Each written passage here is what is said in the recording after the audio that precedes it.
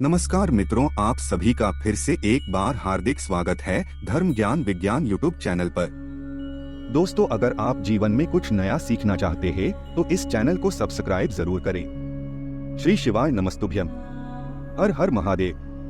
दोस्तों, पूज्य गुरु जी ने अपने शिव महापुराण की कथा में बताया कि अगर आपके जीवन में धन की बहुत समस्या चल रही हो, आपका मान सम्मान न हो रहा हो, या फिर आपको धन की प्राप्ति नहीं हो पा रही है, जिसकी वजह से आपके सारे कार्य असफल हुए जा रहे हैं, आप अपना व्यापार नहीं शुरू कर पा रहे हैं, या फिर आपने व्यापार शुरू कर दिया है तो उसमें आपको सफलता नहीं मिल रही है, या फिर आप मेहनत करने के बावजूद परीक्षा में उत्तीर्ण नहीं हो पा रहे हैं, पास नहीं हो पा रहे हैं, तो गुरु जी ने कहा कि अधिक मास में पड़ने वाली इस विशेष तिथि में आपको सिर्फ चने की दाल से एक विशेष उपाय करना है, और ये उपाय आपको इन सभी कार्यों में सफल बनाना शुरू कर देगा।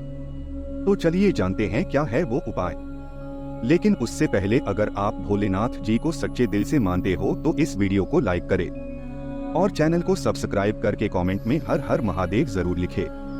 देखिए, पूज्य गुरु जी ने अभी अपनी कल शिव महापुराण की कथा में बताया था कि अगर हम शिवालय के बाहर भूल से भी निकल जाते हैं और राम कृष्ण हरि या शिव का धोखे से भी नाम ले लेते हैं, या फिर श्री शिवाय नमस्तुभ्यम मंत्र एक बार भी बोल लेते हैं, तो हमारी विपरीत परिस्थितियों में, हमारे कठिन समयों में, हमारी विपत्तियों में महादेव हमारे सामने खड़े रहते हैं।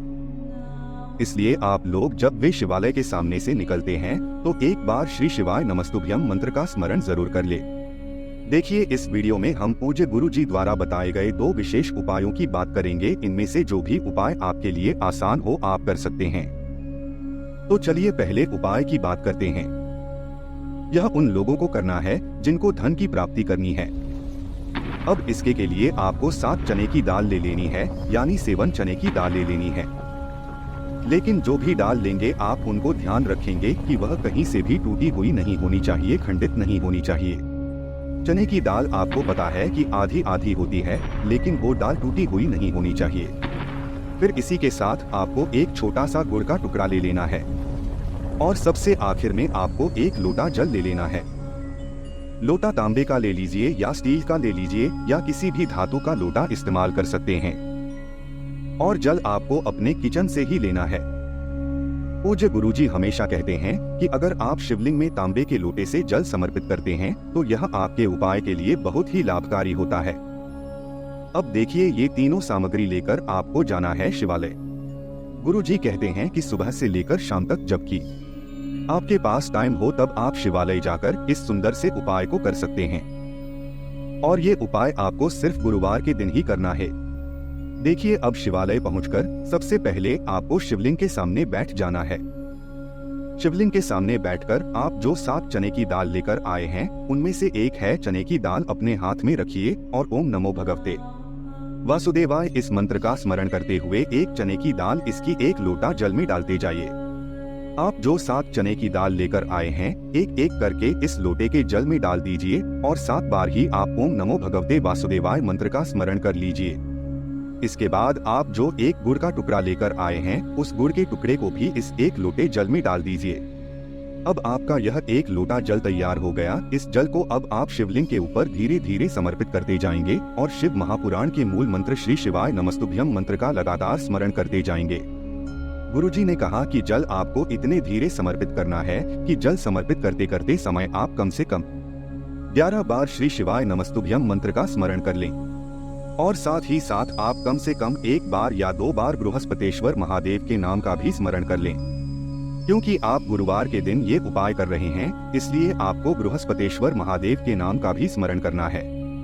गुरुजी कहते हैं इसके बाद फिर शिवलिंग के सामने आपको बैठ जाना है और भोलेनाथ से यानी महादेव से अपने जीवन में चल रही धन की समस्या को दूर करने के लिए, आपके व्यापार में अगर कोई कमी चल रही है तो उसको समाप्त करने के लिए प्रार्थना कर लेनी है और फिर वापस अपने घर आ जाना है। गुरुजी ने कहा कि इस अधिक मास में पड़ने वाली ये गुरुवार की नवमी तिथि के दिन अगर हम ये उपाय करते हैं तो हमारे जीवन में कभी भी धन संपदा की कमी नहीं होती है। हमारे घर में माता लक्ष्मी का वास होता है और हमारे घर से दरिद्रता तथा दुर्भाग्य का हमेशा के लिए अंत हो जाता है। तो जिन लोगों को धन की समस्या चल रही है उनको गुरुवार के दिन यह विशेष उपाय जरूर करना चाहिए। अब इसके बाद बात करते हैं पूज्य गुरु जी द्वारा बताए गए दूसरे खास उपाय की। ये उपाय उन लोगों को करना है जो अपने जीवन में असफल हो रहे हैं, लगातार प्रयास कर रहे हैं, बहुत मेहनत कर रहे हैं, लेकिन फिर भी उसके बाद उनको असफलता ही हाथ लग रही है। वे अपना कोई भी कार्य प्रारंभ करते हैं लेकिन उसमें वह असफल हो रहे हैं, तो गुरु जी ने कहा कि आपको ये उपाय जरूर करना चाहिए। देखिए, अगर आप किसी परीक्षा की तैयारी कर रहे हैं और कोई परीक्षा में बैठने जा रहे हैं, या फिर आप कोई इंटरव्यू देने जा रहे हैं, या फिर आप अपना व्यापार शुरू करने जा रहे हैं, तो उससे पहले जो भी गुरुवार पड़ता है, यानी जो भी था इसलिए पड़ता है, उस गुरुवार के दिन आपको ये उपाय कर लेना चाहिए। इस उपाय के लिए आपको सिर्फ 5 काली मिर्च के दाने ले लेने हैं और साथ ही साथ आपको एक स्टील के लोटे में जल ले लेना है। आपको तांबे के लोटे में जल नहीं लेना है, बल्कि स्टील के लोटे में जल लेना है। यह लोटा आपको पूरा जल से भर लेना है और साथ ही साथ इसमें आपको 1 चम्मच या 2 चम्मच या आधा चम्मच, जितना भी आपके पास उपलब्ध हो जाए उतना आपको कच्चा दूध ले लेना है। कच्चा दूध अगर गाय का मिल जाता है तो यह आपके उपाय के लिए बहुत ही लाभकारी होगा। अगर गाय का कच्चा दूध नहीं मिल पाता है तो फिर आप पैकेट वाले दूध का भी इस्तेमाल कर सकते हैं। लेकिन पूज्य गुरु जी हमेशा कहते हैं कि हम लोग अगर शिवलिंग में कोई भी सामग्री समर्पित करें तो हमारी कोशिश होनी चाहिए कि वह सामग्री केमिकल वाले नहीं होने चाहिए, शुद्ध होनी चाहिए। अब देखिए, आपने जो 5 काली मिर्च के दाने लिए हैं उनको अच्छी तरह से पीस लीजिए, यानी उनको चूरा कर लीजिए, और चूरा करने के बाद इसकी 1 लोटा जल में डाल लीजिए। अब यह जल सबसे पहले लेकर आपको पहुँच जाना है बेलपत्र के वृक्ष के नीचे।